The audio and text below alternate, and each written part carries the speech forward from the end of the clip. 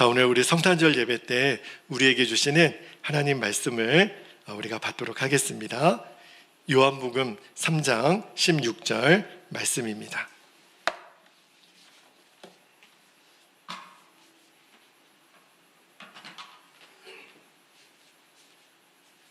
네, 우리 다 함께 일어서서 말씀을 받겠습니다. 자, 우리 요한복음 3장 16절 이 말씀은 다 여러분들이 암송할 수 있는 말씀이실 것 같아요. 혹시 암송하실 수 있는 분들은 눈을 감고 그렇게 읽으셔도 되겠습니다. 함께 읽겠습니다. 시작. 하나님이 세상을 이처럼 사랑하사 독생자를 주셨으니 이는 그를 믿는 자마다 멸망하지 않고 영생을 얻게 하려 하심이라. 아멘. 하나님 말씀입니다. 모두 자리에 앉겠습니다. 오늘 성탄절 딱 오늘이 이제 25일이잖아요. 성탄절 예배에 함께 하신 우리 모든 성도님들, 또 온라인으로 예배하고 있을 우리 믿음의 가족들 주님의 이름으로 축복합니다. 오늘 바라기는 어제가 우리 또 주일 예배를 드렸기 때문에 그냥 또 한 번의 시간이 되었으니까, 절기가 되었으니까 드리는 예배가 아니라 오늘 이 시간에만 주시는 하나님의 분명한 음성을 여러분들이 다 듣게 되기를 축복합니다. 오늘 설교 제목이 이보다 더 놀라운 사랑이 있을까예요. 오늘 아침에 제가 이제 교회를 나오려고 거실에 있는데 저희 아이가 저한테 묻는 거예요. 아빠, 오늘 크리스마스인데 선물 없어요? 선물 없냐고 저한테 묻는 거예요. 그래가지고 제가 이렇게 한번 안아줬습니다. 아빠가 선물이지. 아이가 뾰루퉁해요. 아빠 뭐가 좀 보이는 게 있어야 될 거 아니에요, 그죠? 네. 여러분 혹시 이번 성탄절에 선물 받으셨어요? 혹시 크리스마스 카드 혹시 받으셨나요? 요즘은 이렇게 카톡 같은 SNS가 이렇게 발달해가지고 요즘은 카드 이렇게 연하장 보내는 일이 거의 없어졌어요. 그냥 요즘 너무 편해요. 카톡으로 복사해가지고 보내면 글도 안 써요. 그냥 무슨 이렇게 사진 같은 거 이렇게 보내고. 근데 여러분 우리가 이맘때가 되면 우리가 선물도 좀 받고 싶고 또 크리스마스 카드도 받고 싶은데 선물도 못 받아요. 카드도 못 받는 사람들 보면 얼마나 마음이 쓸쓸해요. 그죠? 아마 혹시 그런 분들, 아유 나는 선물도 주고 카드도 보내줬는데 나한테는 누가 선물도 안 주고 카드도 하나 안 보내주네, 이런 혹시 마음에 쓸쓸함, 허전함이 있는 분들은 오늘 하나님께서 여러분에게 주시는 성탄 선물이 있습니다. 그거를 다 받게 되기를 축복합니다. 만약에 여러분 마음 가운데 성탄절이 됐는데 나는 선물 하나도 못 받고 아유 뭐야 이게, 이러면 진짜 하나님 섭섭하게 하시는 분들이에요. 이 세상에 성탄 선물을 못 받은 사람은 한 사람도 없습니다. 내가 사람에게는 받지 못했을지 모르겠지만 하나님께로부터는 우리가 선물을 다 받았어요. 우리가 오늘 읽었던 정말 복음 중의 복음, 요한복음 3장 16절, 우리가 다른 말씀은 다 잊어버려도 이 한 말씀 붙들고 우리가 천국 가는 거잖아요. 우리 요한복음 3장 16절을 다시 한번 읽는데 여러분 거기에 세상을 이라고 하는 그 단어에 여러분의 이름을 넣어서 다시 한번 읽으셔요. 자, 하나님이 누구누구를 다시 한번 읽겠습니다. 여러분의 이름을 넣는 거예요. 시작. 하나님이 맞은처를 이처럼 사랑하사 독생자를 주셨으니 이는 그를 믿는 자마다 멸망하지 않고 영생을 얻게 하려 하심이라. 아멘이지요. 여러분 이 세상 안에 우리가 포함되어 있는 거예요. 하나님이 맞은처를 사랑하사. 여기에 해당되지 않는 사람은 아무도 없어요. 하나님은 저와 여러분을 위해서 하나밖에 없는 독생자 예수를 이 땅에 선물로 보내주셨습니다. 이보다 더 큰 선물이 어디 있어요? 이보다 더 위대한 선물이 어디 있어요? 하나님께서 저와 여러분에게 선물로 보내주신 독생자 예수 그리스도께서 이 땅에 오신 날, 그날이 바로 오늘 성탄절입니다. 그러므로 나는 올 겨울에는 크리스마스 선물 하나 못 받았는데, 이렇게 말하면 안 돼요. 여러분, 우리는 다른 어떤 사람의 선물과 상관없이 가장 위대한 선물을 받은 사람들입니다. 이 고백을요, 여러분의 마음속으로부터 할 수 있게 되기를 축복합니다. 여러분, 하나님이 나를 사랑하신다, 이것이요, 이 사실을 믿지 않아서 그렇지 이게 얼마나 놀라운 복음 중에 복음인지 몰라요. 이거보다 더 기쁜 소식은 없어요. 오늘 성탄절 예배를 드리면서 여러분에게 꼭 제가 드리고 싶은 말씀이에요. 하나님 그분이 나를 사랑하신다는 거.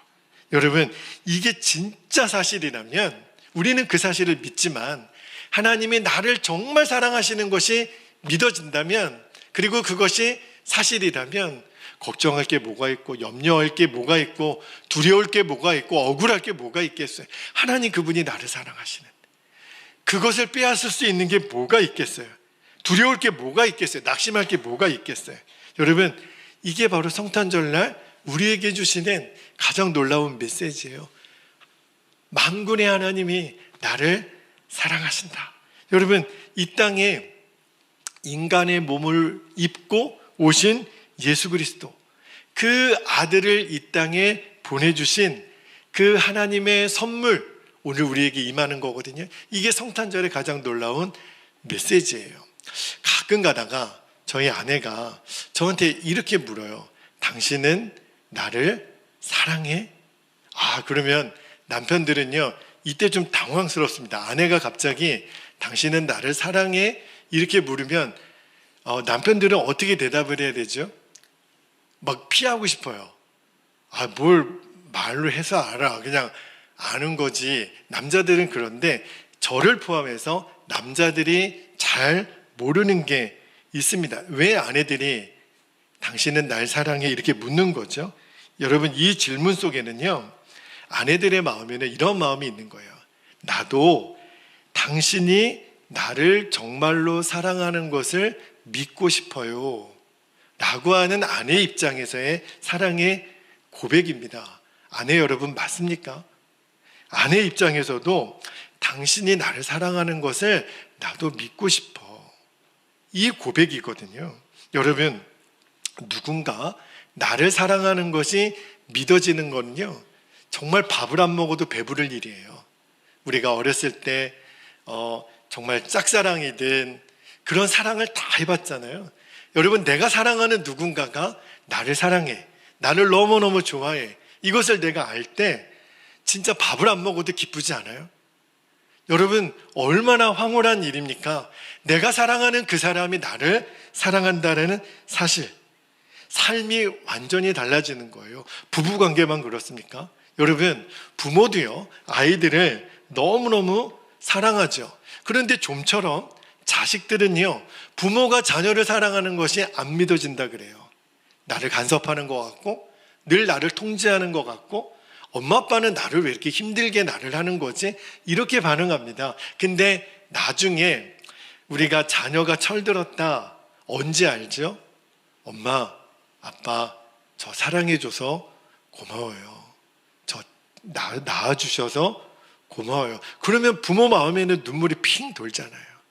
이놈아, 이제 알았니?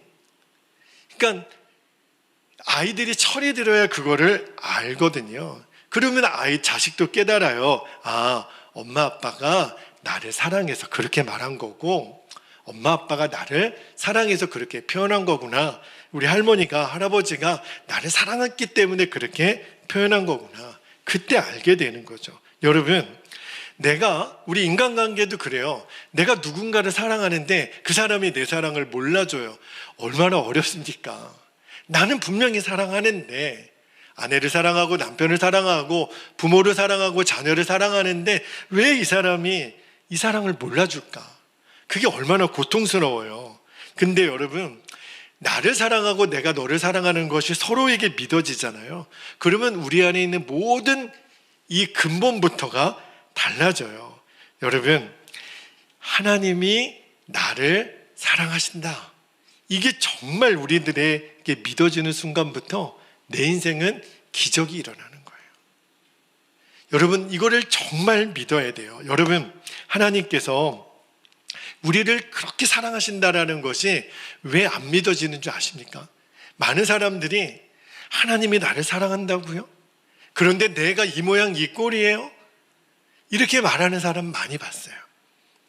하나님이 나를 사랑하신다는 것이 왜 안 믿어지냐면 나를 보면 사랑스럽지 못한 거예요. 내가 나를 보면 늘 내 자신이 실망스럽고 내 자신이 너무 초라하고 보잘것없는 존재라고 느끼니까 하나님 그분이 나를 사랑하는 것이 안 믿어진다는 거예요. 여러분, 이런 거죠. 나도 내가 실망스러운데 하나님 그분이 나를 그렇게 이쁘게 보실까? 하나님 그분이 나를 사랑하신다는 게 맞을까? 혹시 나도 나를 보면 지치는데 하나님 그분이 나를 보실 때 야, 이제 내가 좀 지친다. 너한테 질렸다. 우리는 사람들끼리, 사랑하는 사람들끼리도 그런 고백할 때 있거든요. 내가 당신한테 지친다, 지쳐. 내가 너한테 이제는 질렸다. 이런 말할 때가 있어요.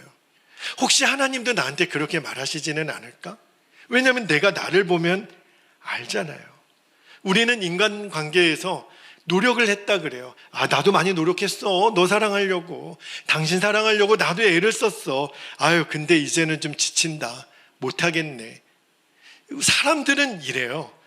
여러분, 만약에 하나님도 우리에게 나는 이제 좀 지쳤다. 너 사랑하는 거 내가 이제는 좀 질렸다. 생각으로는 그럴 가능성이 많지요.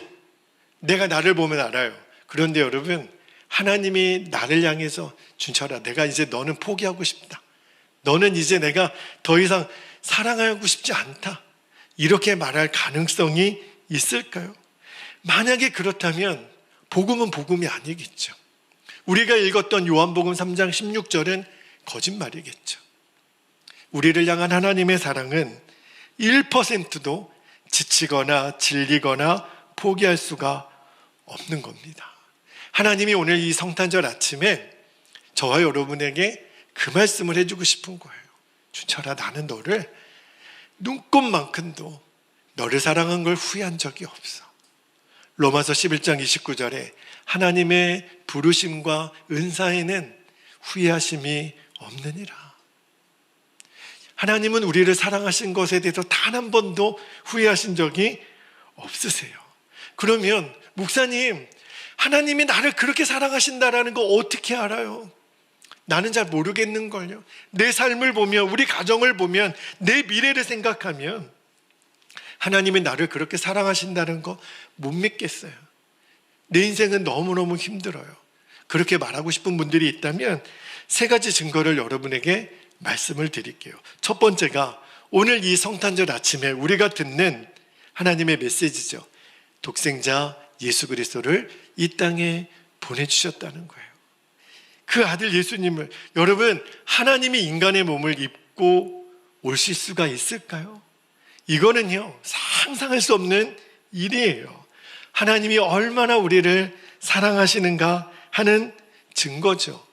두 번째 증거는 뭐죠? 이 땅에 인간의 몸을 입고 오신 것도 우리가 감당할 수 없는 하나님의 은혜인데 그분이 나의 죄를 위해서 대신 십자가에서 죽으신 거예요. 여러분, 누가 나를 위해서 돈 좀 갚아줘도 우리는 잊을 수 없을 거예요. 죄 없는 예수님이 내 죄 때문에 대신 십자가에서 죽으셨다. 그 사랑을 우리가 어떻게 부인하죠? 이거보다 하나님이 나를 더 사랑하실 수 있다는 증거가 뭐가 더 필요하죠? 그리고 세 번째 증거는 예레미야에서도 말씀하잖아요. 만물 중에 가장 더럽고 더러운 내 마음속에 성령님이 오신 거예요. 저와 여러분 안에 성령님이 지금 같이 계세요. 어떤 때는 내 마음이 너무너무 가증스러워서 저는 제 몸을 학대했던 적도 있어요. 너무너무 제 자신이 더럽고 불결하고 악하다고 생각이 들어서. 그런데 그 주님은 나를 떠나지 않으세요. 그 성령님이 내 안에 계시다라는 것, 하나님이 나를 사랑하지 않으면 있을 수 없는 일이에요. 여러분, 더 이상 어떤 증거가 필요하겠어요? 오늘 성탄절 아침에 그 첫 번째 증거, 하나님의 아들 예수님이 이 땅에 인간의 몸을 입고 오신 거예요. 여러분, 제 이름이 뭔지 아시죠? 제가 마준철입니다. 성이 마씨예요. 여러분, 제가요 성이 마씨이기 때문에 어렸을 때 친구들한테 놀림을 참 많이 받았습니다. 제일 많이 놀림을 받았던 게 뭐냐면 천방지축 마골피, 그래가지고 쌍놈이라는 거예요. 말할 수 없는, 정말 제 너무 마음의 상처가 심해가지고 초등학교 2학년 때인가 아버지한테 가가지고 아버지 저 이름 좀 바꿔주세요. 아버지가 깜짝 놀란 거죠. 왜? 너는 네 이름이 싫냐? 아버지도 이름이 싫어요. 특히 마씨가 싫어요. 근데 친구들이 저한테 또 하나 놀리는 별명이 뭐였냐면 자꾸 마구간이래요. 너는 마구간에서 태어났을 거라. 성이 마씨니까, 말이니까 너 마구간에서 태어났지. 너무너무 자존심 상하더라고요. 그런데 중학교 2학년 때 교회를 갔어요. 친구들이 전도해서 교회 갔는데, 그리고 얼마 가지 않아서 성탄절날 예수님이 마구간에서 태어나셨다는 거예요. 내가 태어난 곳과 똑같아. 저는 근데 실제로 마구간에서 태어나지 않았어요. 어머니가 집에서 낳으셨대요.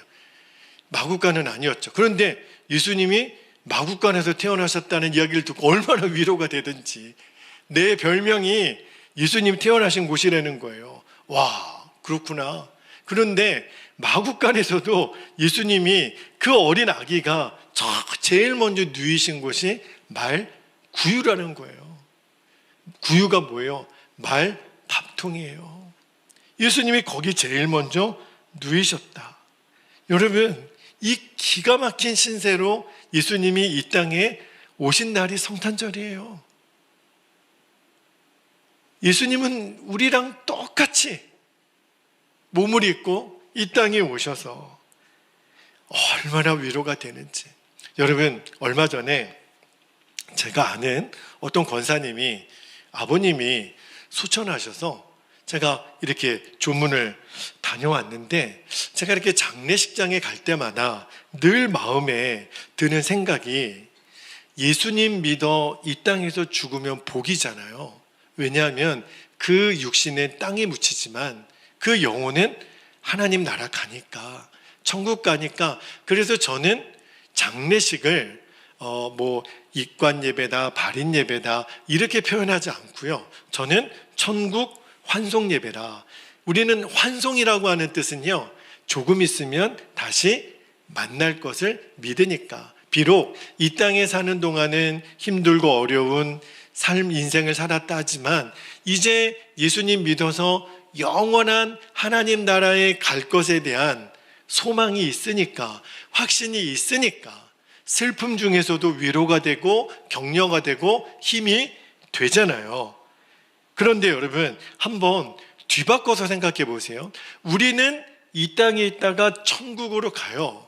그런데 오늘 이 성탄절은요, 천국에 계시던 예수님이 거꾸로 이 땅에 오신 날이에요. 그날이 성탄절이에요. 우리는 천국 간다고 하니까 사별의 아픔도 어떤 때는 담대하게 이길 수 있잖아요. 우리가 천국 가면 만날 거니까. 그런데 천국에 계시던 그분이 이 땅에 오셨다. 뒤집어서 생각해 보면 얼마나 고통스러운 일이겠어요. 우리가 보통 3, 4월 되면 고난주간을 갖잖아요. 고난주간에 예수님의 십자가 고난당하신 것을 생각하면 우리들이 울기도 하고 눈물로 예배도 드리는 애통함이 있잖아요. 예수님이 나 때문에 이런 십자가 고통을 당하셨구나. 그런데 여러분, 생각해 보면 성탄절은요, 예수님의 그 십자가 고난 못지않게 사실은 슬픈 날이에요. 하나님의 아들 예수가 이 땅에 오셔서 마리아 품에 안겨있는, 우리는요 성탄절 크리스마스 카드나 이렇게 영화 같은 데 보면 그 마리아 품에 안겨있는 예수님이 너무 잘생기셨죠. 예쁘죠. 귀엽죠. 우리 예수님 태어날 때도 귀여우셨네. 성탄절은요, 세상이 느끼는 성탄절은 슬픔의 분위기는 거의 없어요. 밝고 행복하고 기쁨이고 그러잖아요. 그런데 예수님 그분의 입장에서 한번 생각해 보면 성탄절은 너무너무 찢어지게 가난한 요셉과 마리아 가정에 들어갈 여관도 없어서 그냥 말 밥통에 처음에 낳자마자 누일 수밖에 없는 그 하나님의 아들이 대접받으리라고는 상상할 수 없는 그 불행의 이야기로 시작하는 게 성탄절이에요. 하늘 보좌를 버리시고 예수님의 이 땅에 오신 사건은요, 정말 예수님 입장에서 보면 죽음과도 같은 고통의 사건인 거죠. 하나님의 사랑이 아니라면 어떻게 이게 가능하겠어요? 어떻게 일어날 수 있겠어요? 여러분, 하나님이 나를 정말 사랑하시기 때문에 이 일이 일어난 거예요. 이거를 우리가 성탄절 아침에 듣는 거예요. 하나님이 정말 나를 사랑하시는구나. 이것이 바로 성탄절의 메시지 핵심입니다. 여러분, 왜 이것을 우리가 깨달아야 되냐면, 우리 마음의 결론을 삼아야 되냐면, 하나님이 정말 나를 사랑하신다라는 것이 믿어지는 사람만 다른 사람도 사랑할 수 있기 때문에 그래요. 이제 여기까지 가야 됩니다. 여러분, 정말 오늘 예배드리는 여러분의 마음에 오늘 하나님이 나를 너무너무 사랑하신다, 그 마음을 품고 또 누리게 되기를 축복합니다.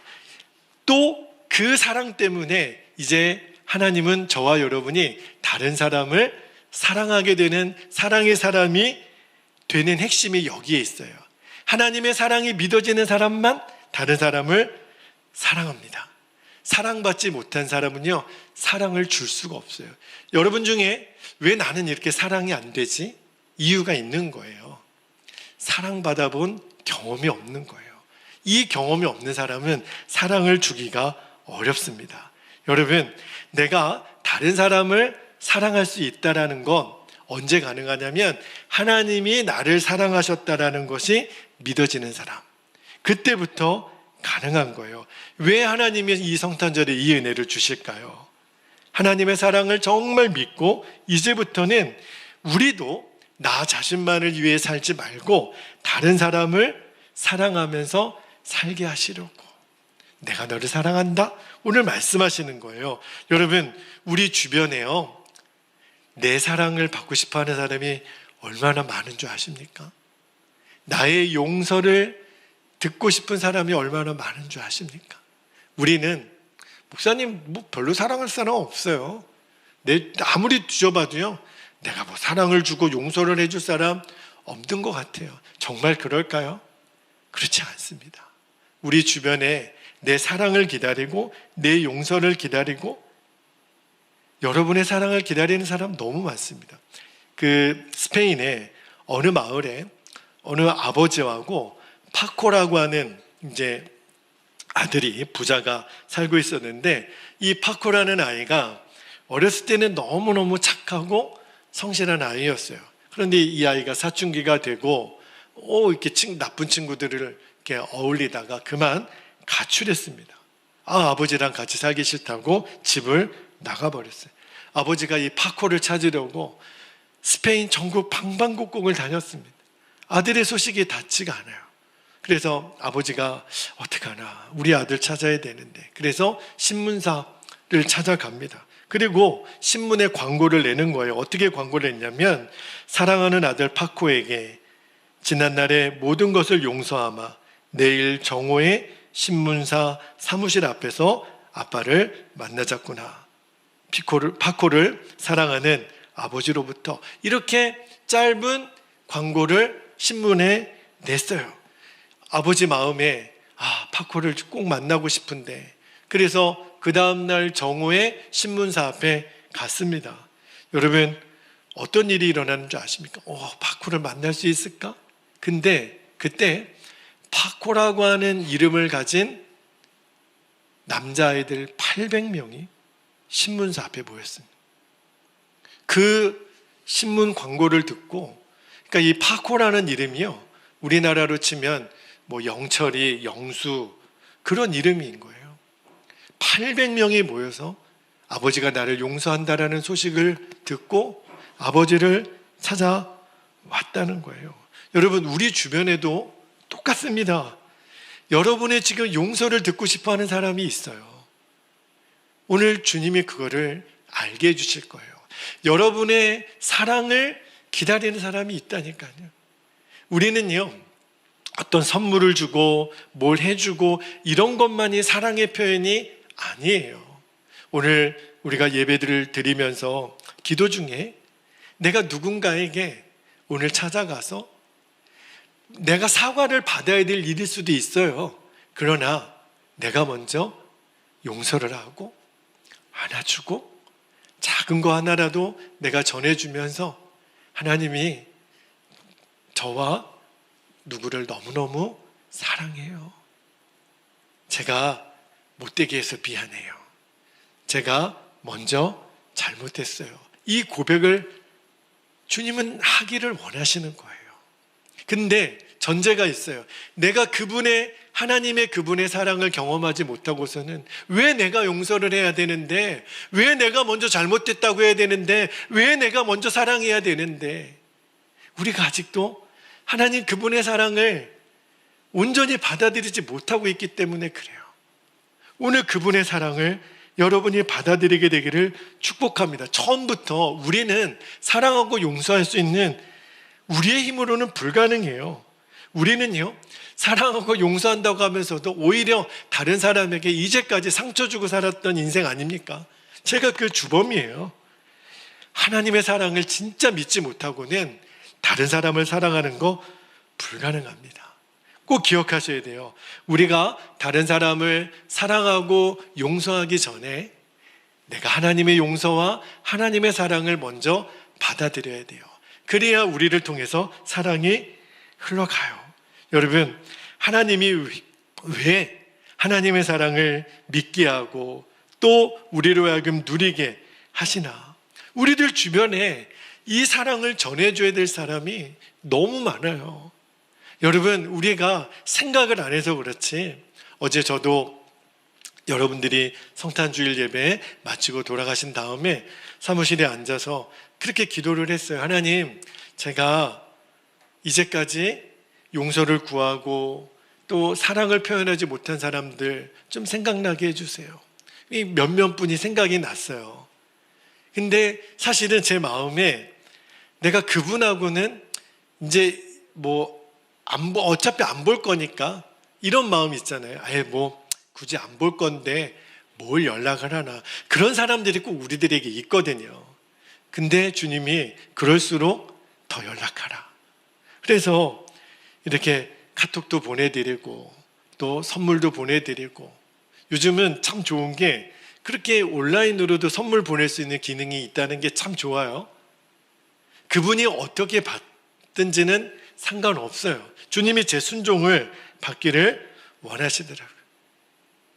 그리고 미안하고 감사하고, 그리고 제가 이렇게 오늘 이 자리까지 올 수 있었던 것이 누구누구 덕분입니다. 이렇게 고백을 드렸어요. 여러분, 정말 주님이 갑자기 여러분에게 생각나게 하시는 사람들이 있다니까요. 그때 여러분 못 들은 척하지 마시고, 주님, 제가 순종해 볼게요. 전제가 있어요. 내가 오늘 그 하나님의 사랑을 온전히 받아들여야 돼요. 그것이 전제가 되어지면, 내가 결론이 되어지면 할 수 있어요. 오늘 성탄절날 우리가 아직도 오늘이 다 지나가기 전에 이 사랑을 꼭 표현해 봤으면 좋겠어요. 여러분, 어머니들이 아이를 낳죠. 요즘은 이렇게 출산율이 많이 떨어져서 좀 걱정이긴 한데, 저도 그 6남매 중에 막내거든요. 어머니한테 한번 그렇게 물어봤어요. 어머니, 왜 이렇게 애들 많이 낳았어요? 좀 뜬금없는 질문인데 저희 어머니가 너까지 낳으려고. 만약에 내가 중간에서 멈췄으면 너 태어날 수 있었겠니? 듣고 보니까 그래요. 나까지 낳으려고. 저까지 낳으시고 수술하셨다는 이야기를 들었거든요. 그런데 여러분, 남자들은 죽었다 깨어나도 경험하지 못하는 여인에게 있는 해산의 고통이 있잖아요. 근데 첫 번째 아이를 낳았을 때 이 엄마들은요, 정말 죽을 고통을 겪는 거잖아요. 그런데 그 죽음의 고통을 잊어버리게 하는 선물이 있는 거예요. 내 몸에서 나온 아이를 처음으로 대면하는 순간 내가 겪었던 어떤 고통도 잊어버린다는 거예요. 그래서 어떤 사람은요, 여인들이 왜 첫째를 낳고 두 번째, 세 번째를 낳을까? 기억력이 없어져서 그렇게 얘기하는 사람이 있어요. 첫 번째 낳았을 때 그 고통을 잊어버렸으니까 또 둘째 낳고 셋째 낳는 거지. 우리 여자분들 그게 동의가 됩니까? 그 고통의 기억이 잊어버릴 수 있는 고통입니까? 그거는 잊어버려지지가 않는 거죠. 아이를 한번 낳으면 여자들에게는 그 감각이 너무 생생하게 더 살아난다는 거예요. 그런데도 왜 그 고통을 알면서 둘째를 낳고 셋째를 낳고 그럴까요? 생명을 얻는 기쁨을 아니까 그런 거예요. 그 고통만이었으면 못 낳는 거죠. 그런데 그 내가 낳은 아이와 그 눈빛이 마주치는 그 순간에 그 말할 수 없는, 형용할 수 없는 그 감동은 내 고통의 크기하고는 비교가 안 되니까 그 기쁨 때문에 아이를 낳는 거잖아요. 여러분, 제가 왜 이 말씀을 드리냐면 우리도요, 하나님의 사랑을 알게 되면, 하나님의 사랑을 아니까 우리가 힘들고 어려운 이 세상을 살아가지만 하나님의 사랑을 알기 때문에, 어머니들이 생명에 태어난 그 기쁨을 알기 때문에 또 그 고난의 자리로 들어가는 것처럼 하나님의 사랑을 알게 되면 힘들고 어려운 이 세상도 살만하네, 기쁨과 감사와 사랑으로 살아지는 거예요. 여러분, 음식도 그렇잖아요. 여러분, 매운 음식 좋아하죠? 어제 TV를 보는데 맛있는 짬뽕이 화면에 나오는 거예요. 칼칼하면서도 시원하게 이렇게 먹는 장면을 보면서 짬뽕이 먹고 싶네. 근데 여러분, 매운 음식 먹을 때요, 맵다라고 하는 느낌만 갖고 있으면 매운 음식이 뭐가 좋아요? 근데 우리는 매운 음식 먹으면서도 시원하네. 우리 사람들, 저는요, 어렸을 때요, 제일 이해가 안 됐던 어른들의 표현 중에 뜨거운 목욕탕에 들어가는 아버지, 할아버지가 목욕탕에 뜨거운 물에 들어가면서 시원하네 그러는 거예요. 나도 그냥 시원한 줄 알고 들어갔다가 데워 죽을 뻔했어요. 뭐가 시원해? 뭐가 시원해? 뜨거운데. 근데 칼칼한 매운 그 음식 먹으면서도 어른들이 시원하네.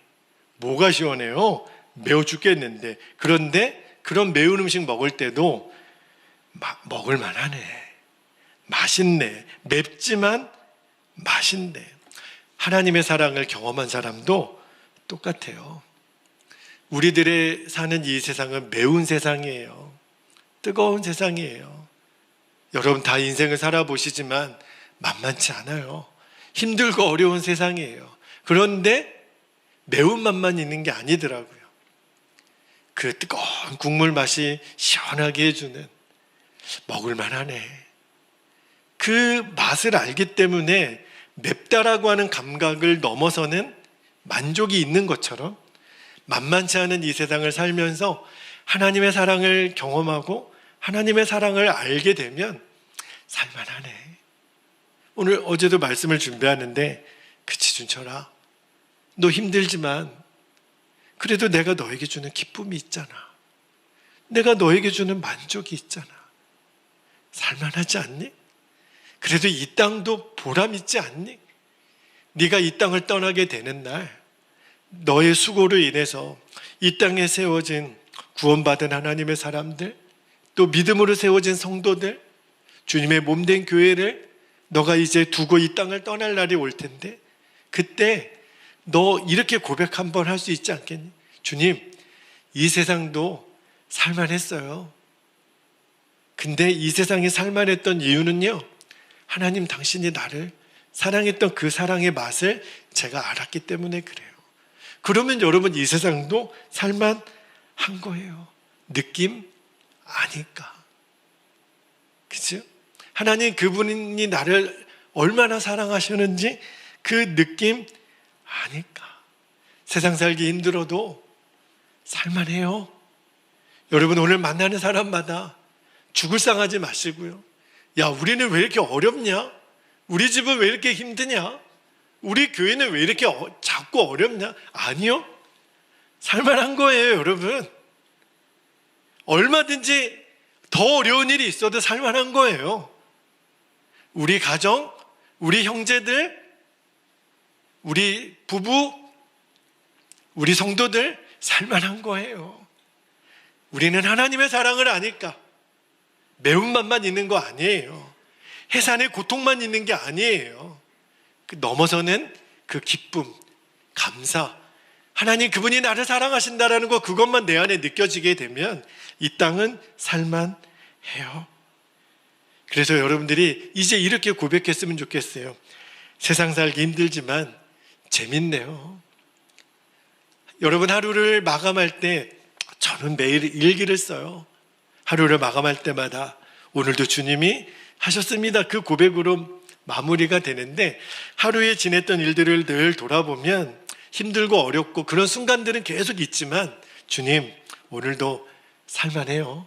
살만했네요. 이 고비도 또 넘어가게 하시고, 이 어려움도 또 넘어가게 하시고, 아직도 해결되지 않은 문제들은 있지만 주님이 해결해 주실 것을 또 믿으니까 미리 감사하고, 그러면 됐죠. 뭐가 더 필요해요?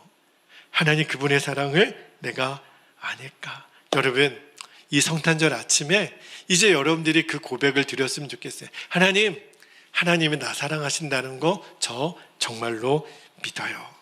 이것이 나의 고백이고 찬송이고 영원히 흔들 깃발이 되기를 축복합니다. 누가 뭐래도 나는 하나님이 나를 사랑하신다. 나는 그 사실을 믿는다. 그리고 두 번째, 나는 이제 그 사랑 때문에 다른 사람을 사랑하고 용서하며 살겠습니다. 그 사람을 내게 붙여주신 이유를 이제 알겠습니다. 그 사랑, 하나님 사랑 때문에 그 사람도 용서하고 섬기라고 주님, 내가 그를 만나게 한 거군요. 이제 여러분, 오늘 집에 가서 또는 오늘 만나는 사람들에게 그냥 느닷없이 한번 고백해 보세요. 사랑합니다. 이 사람이 미쳤나? 갑자기 왜 날 사랑한대? 그래도 사랑합니다. 당신을 사랑해요. 우리 자녀, 우리 아들, 우리 딸 내가 사랑해. 엄마 사랑해요. 오늘 전화해서 그냥 밑도 끝도 없이 그냥 고백해 보세요. 사랑한다. 사랑합니다. 성탄절날 뭘 잘못 드셨나? 그래도 사랑해요. 그렇게 한번 해보세요. 그러면 주님이 여러분에게 주시는 감동이 있을 거예요. 이렇게 우리는 주의 인도함을 받는 거예요. 우리 교회도, 우리의 가정도, 저와 여러분도 나를 사랑하시는 그 하나님 사랑 때문에 우리는 오늘 살아갈 용기를 얻는 겁니다. 기도하겠습니다. 오늘 이 놀라운 은혜를 우리들이 충만히 누리기를 원해요. 두 가지 기도 제목을 붙잡고 기도하기를 원합니다. 첫 번째는 하나님이 나를 사랑하심을 어느 누구 앞에서도 외치며 증거하고 살게 하옵소서. 하나님 나를 사랑하십니다. 두 번째, 나를 사랑하신 그 사랑으로 이제 누군가에게 이 사랑과 용서를 흘려보내는 통로가 되게 하옵소서. 이게 오늘 성탄절에 주시는 아버지 하나님의 마음이에요. 이 두 가지 기도 제목 붙잡고 우리 주의 이름을 간절히 부르신 후에 통성으로 기도하겠습니다. 주여